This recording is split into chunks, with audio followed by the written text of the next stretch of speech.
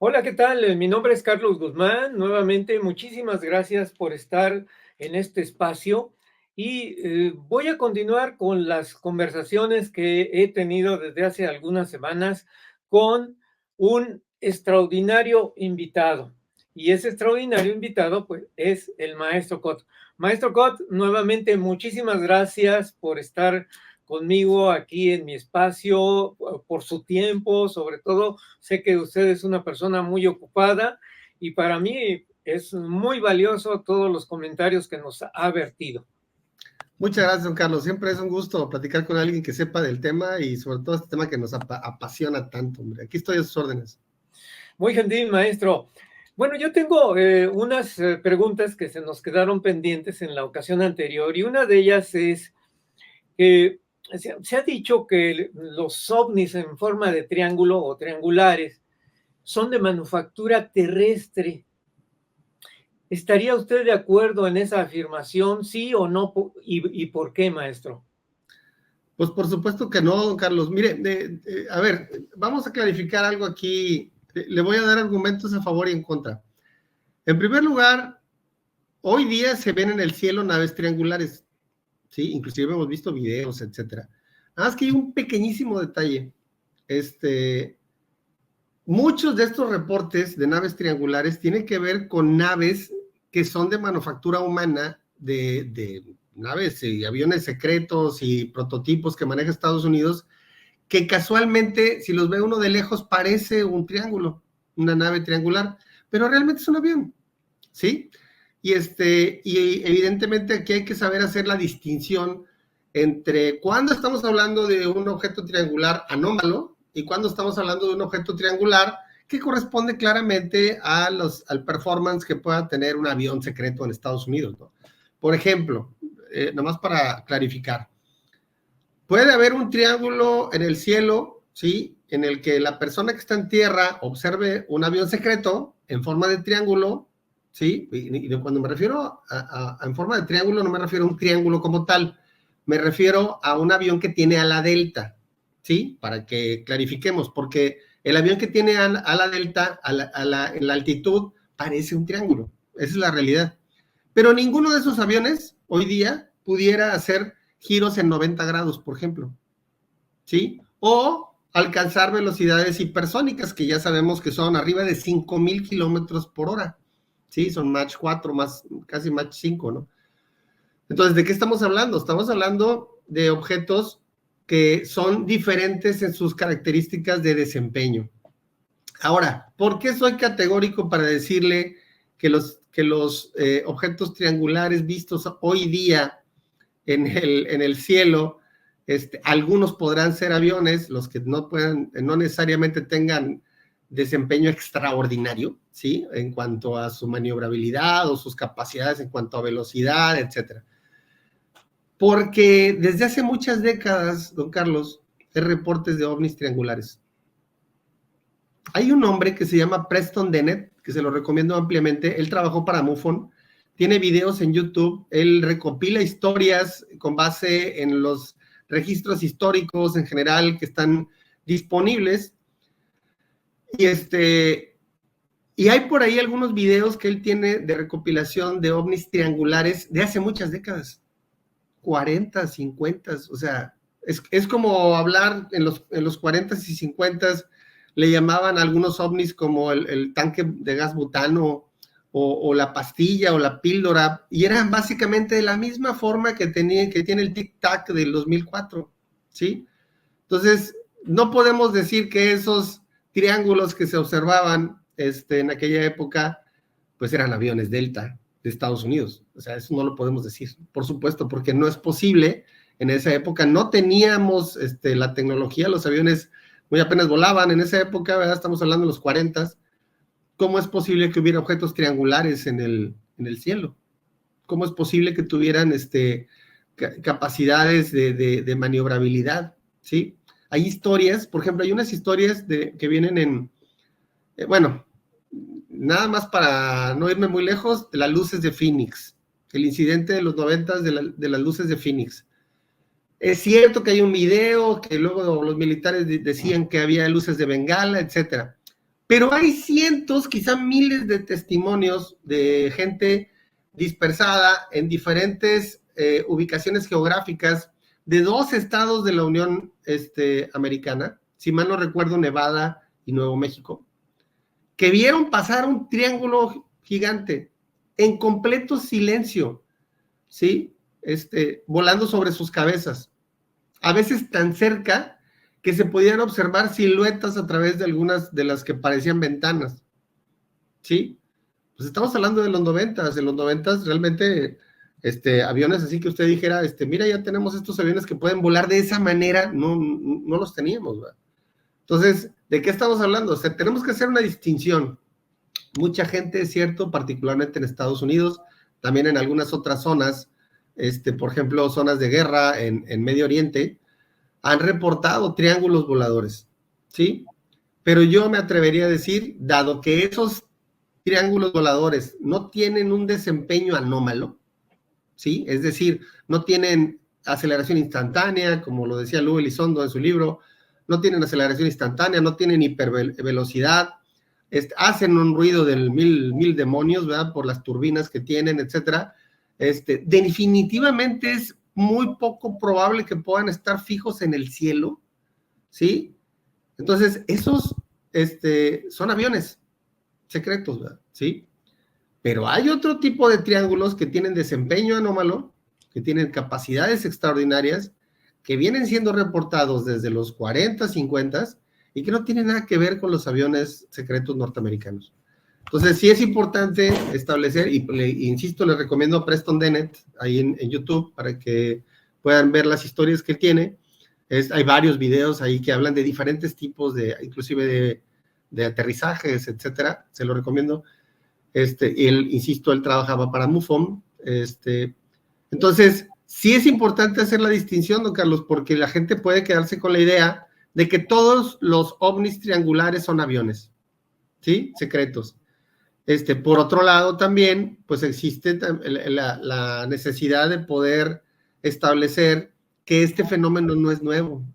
O sea, los ovnis triangulares existen desde hace muchos años, ¿sí? Hay que recordar que las formas más comúnmente reportadas en las estadísticas de MUFON, desde su formación allá por 1952, más o menos, que empezó como APRO, ¿sí? Con el matrimonio de Jimmy Coral Lorenzen. Las formas más comunes reportadas desde entonces, en toda la historia de la ufología que se creó MUFON y APRO, son discos, esferas, triángulos y cigarros. Y se han repetido a lo largo del tiempo, desde los 40, 30, etcétera. Eso sí. no es nada nuevo, ¿verdad? Entonces, hay que hacer la distinción, don Carlos, para que la gente no se quede con esa idea de que todo es esto o todo es lo otro, ¿verdad? Hay que saber distinguir cuáles son los que tienen desempeño anómalo, ¿sí? Y cuáles son los que pueden tener una explicación clara de un avión secreto o algo por el estilo. Sí, conozco a Preston Dennett. En alguna ocasión, en alguna simposium allá en Estados Unidos, en la MUFON, lo conocí. Es un hombre que sabe bastante, mucha historia ufológica, sí, efectivamente. Bueno, tengo otra pregunta, maestro Cot. ¿Crees que Elizondo esté actuando realmente por su cuenta o es un plan de la milicia para no verse involucrada directamente en esta desclasificación que se supone que va a ser pausada o programada? ¿Qué piensas? Mire, qué pregunta. Realmente no sabemos lo que esté pensando Lou Elizondo, ¿verdad? O sea, él y su conciencia, ¿sí? Pero sí tendríamos que remitirnos a tanta información que ha surgido, ¿no? Número uno, yo le diría que tendríamos que hacer una distinción entre los pro divulgación y los que están en contra de la divulgación. Y le diría dos cosas. La primera, entre los militares, ¿sí? Hay quienes están a favor de la divulgación y quienes están en contra, claramente, ¿sí? Entre los congresistas, hay congresistas que están a favor de la divulgación, pero hay otros que claramente están bloqueando todo lo que pueden las leyes para impedir que la divulgación se dé, ¿sí? Entonces, ¿De qué lado está Elizondo? Pues me queda claro que Elizondo está del lado de la divulgación, igual que David Rush, y Jay Stratton, y James Lakatsky, y Colm Kelleher, y Eric Davis, y Hal Puthoff, etcétera. Es una larga lista de personas. El almirante Tim Gallaudet, muy bueno, que por cierto está anunciado para una audiencia en la Cámara de Representantes ahora en noviembre. Él mismo lo puso en Twitter. Que será muy interesante escuchar su testimonio, porque él ha hecho revelaciones importantes públicas. Vamos a ver qué dice. Pero todas estas personas que sabemos que por la información que comparten son pro divulgación, ¿sí? Independientemente del motivo que tengan, que sea un motivo personal, que sea porque quieren revelarle los secretos a su familia o porque quieren que la opinión pública, ellos muy patriotas, ¿verdad?, salgan y que la opinión pública esté enterada de lo que está pasando, etcétera. O sea, una estrategia al interior del Pentágono para irse sordeando ahí, de que van sacando poco a poco y no somos nosotros, son unos denunciantes y como que los atacamos, pero realmente los estamos impulsando por abajo de la mesa. Yo le preguntaría a usted, don Carlos, ¿eso importa ahorita? Yo creo que no es tan importante, porque al final de cuentas lo que está surgiendo es algo que tiene demasiadas consistencias en todos los testimonios, que tiene demasiada congruencia con todo lo que se ha venido reportando de los ovnis en el pasado, y que nos revela cosas que implican una comprensión más clara y más cercana, diría yo, del fenómeno, ¿sí? Entonces, es muy complicado para quienes se han encargado de ocultar esto desde hace décadas. Es muy complicado arreglarlo. Es muy complicado. Por ahí David Grush decía en algunas de sus entrevistas, decía, es tiempo de, le dicen en Estados Unidos, heal, como salud, ¿no? Como curarnos de este tema, ¿no? Porque realmente ha sido demasiado feo, demasiado malo, incorrecto, inmoral, ocultar esto durante tantas décadas a la gente en general, ¿no? Entonces, nada más para concluir con este punto en particular, yo creo que los militares en general, que han sido los causantes del ocultamiento en Estados Unidos, están teniendo muchas presiones. No me gustaría estar en sus zapatos, ¿sí? Las leyes los están acorralando literalmente, las leyes de los congresistas, ¿sí? Que ojo con esto, que es muy importante. En los tiempos políticos actuales en Estados Unidos, ¿sí?, no sabemos si con los nuevos congresistas que vayan después de las elecciones vaya a seguir el mismo impulso, ¿eh? No lo sabemos, ¿sí? Hoy día sabemos que Chuck Schumer, el líder mayoritario demócrata del Senado, y Mike Rounds, líder minoritario republicano en el Senado, están haciendo una labor importante junto con Kirsten Gillibrand y con Marco Rubio y con otros más que están ahí involucrados, ¿verdad? Pero no son todos, y pudiera apagarse un poco el impulso.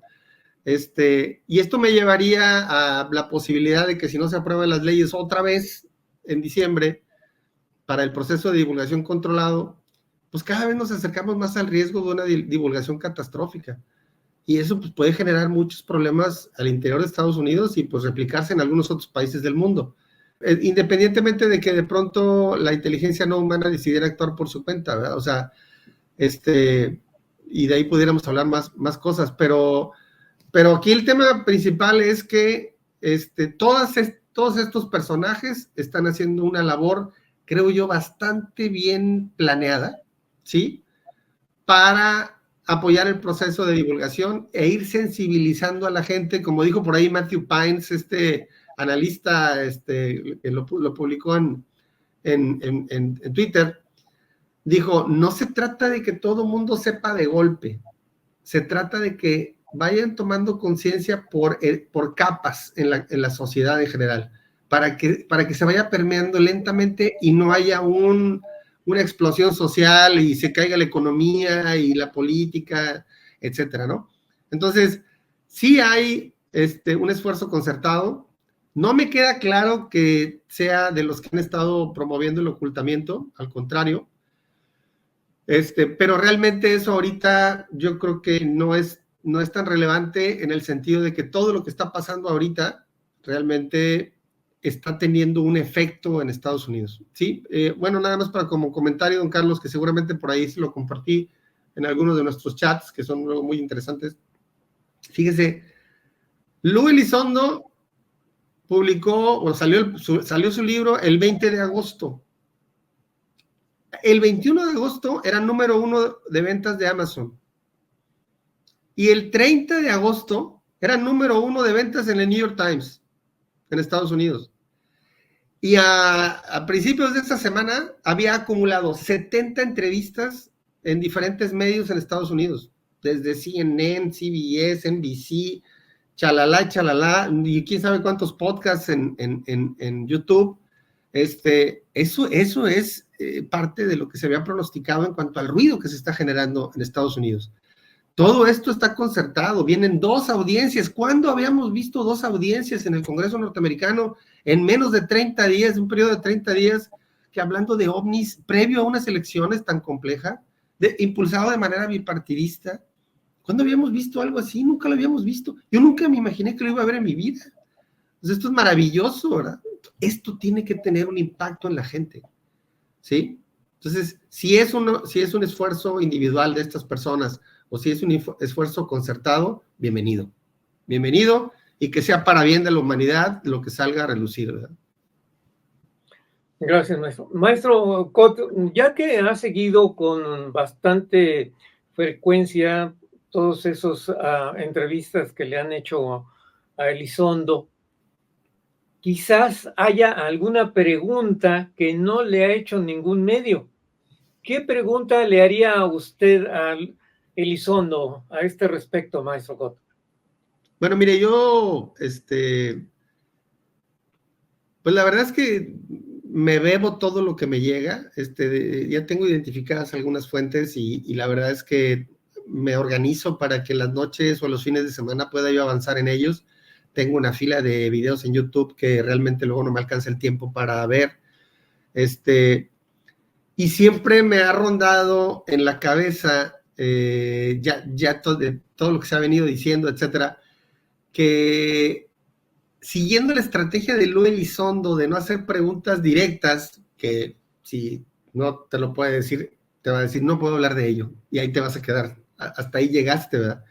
Dije, ¿cómo le puedo hacer una pregunta a Lou Elizondo que él sí tuviera cierta libertad para comentar desde el punto de vista personal con la información que él tiene y que no significara que violara algún acuerdo de secrecía o de confidencialidad de sus credenciales de autorización ultrasecretas, etc. Entonces yo pensaba que una buena pregunta pudiera ser, a ver, Lu, si tú tuvieras que ponerle un porcentaje de probabilidad al hecho de que la inteligencia no humana que está interactuando actualmente en nuestro planeta con la especie humana se revelara a sí misma en los próximos 5 años, ¿qué probabilidad le pondrías? Y no le diría a la mujer que me dijera un número, le diría a ella, pues, alta, media o baja. A ver qué me dice, ¿verdad? Realmente.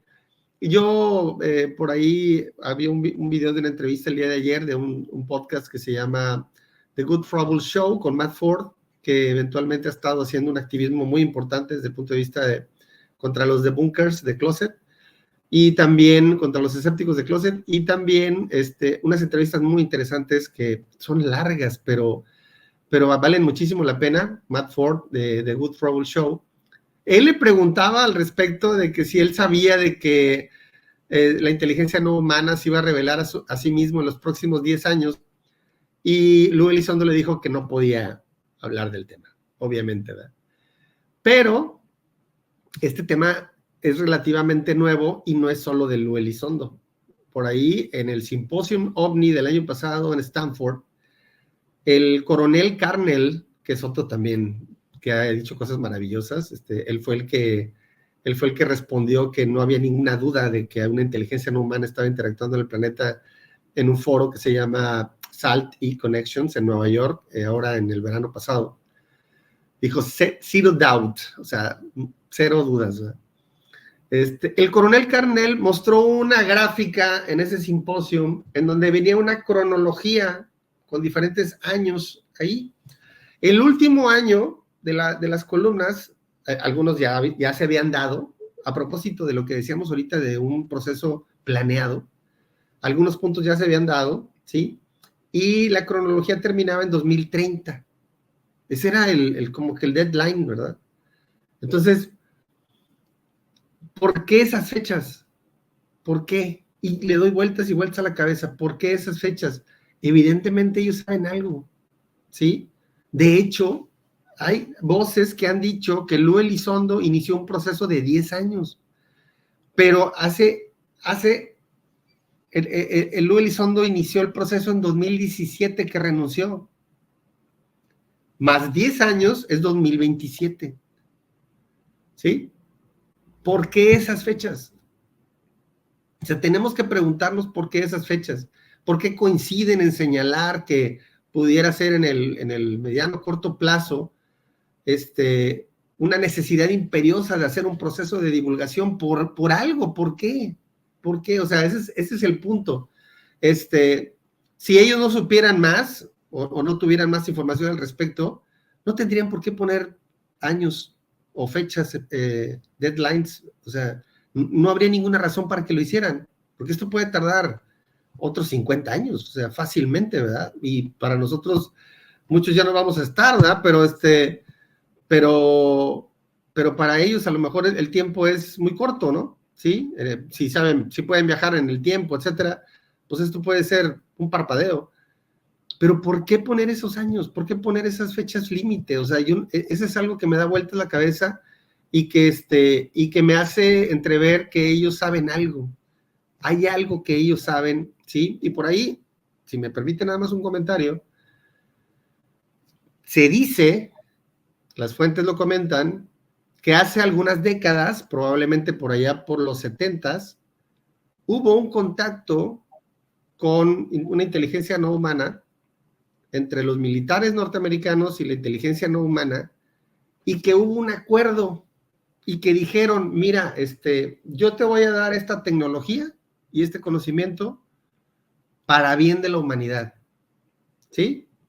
Y tú me vas a dejar a mí, pues, andar aquí en el planeta y hacer lo que yo crea conveniente, atender mi agenda, etcétera. Y aparentemente llegaron a un acuerdo y dijeron, órale, va. Nada más que fíjense lo que dicen las fuentes, aparentemente los norteamericanos fallaron en el acuerdo. Es decir, en lugar de tomar esa tecnología que les dieron y compartirla con la humanidad para avanzar en la ciencia, ellos decidieron guardarla para sí mismos para sacar ventajas militar.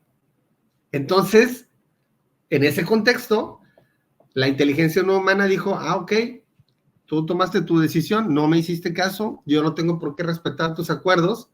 Entonces, si tú has querido ocultar mi existencia, ¿sí? Y no has utilizado la tecnología y el conocimiento que te he dado para bien de la humanidad, para que evolucionen, para que avancen como especie, pues entonces yo me voy por mi cuenta y hazle como quieras.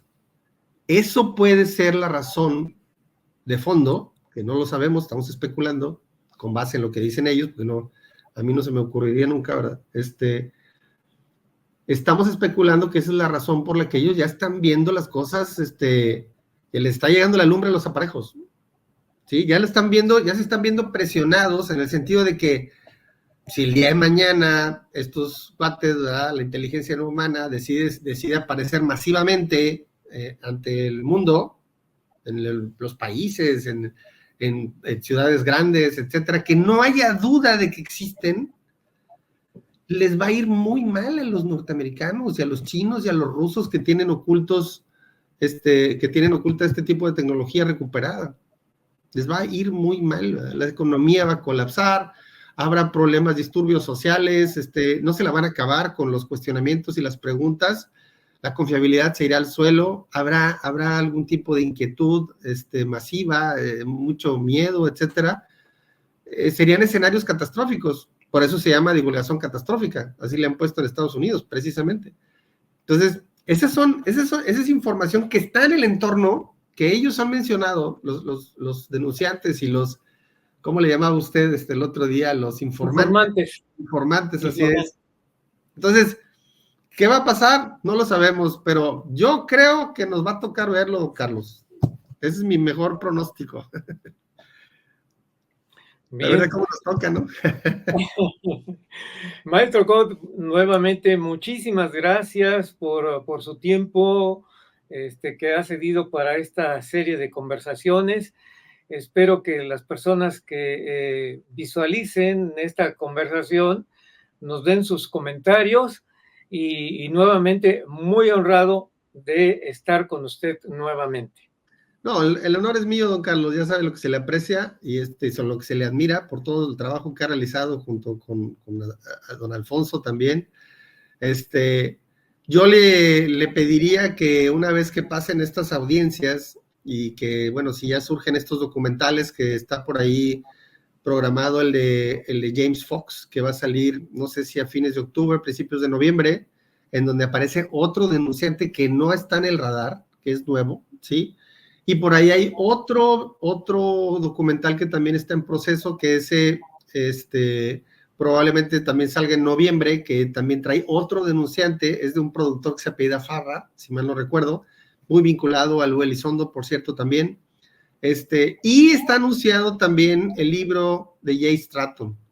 El libro de Jay Stratton, le recuerdo que fue este oficial que trabajó primero en OSOP, en el programa que estaba antes de ATIP, donde estaba Lou Elizondo, que interactuó con Lou Elizondo, que conoce a David Grosh, ¿sí? Y que ha salido a dar entrevistas, que tiene más información de la que puede compartir.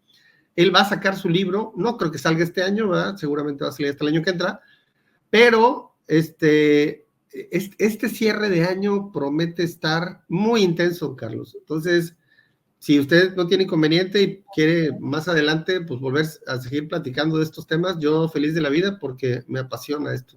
No, por supuesto, maestro Cot, por supuesto. Bien, pues muchísimas gracias y nuevamente no me resta más que decir hasta pronto, maestro. Hasta luego, que esté bien, cuídese.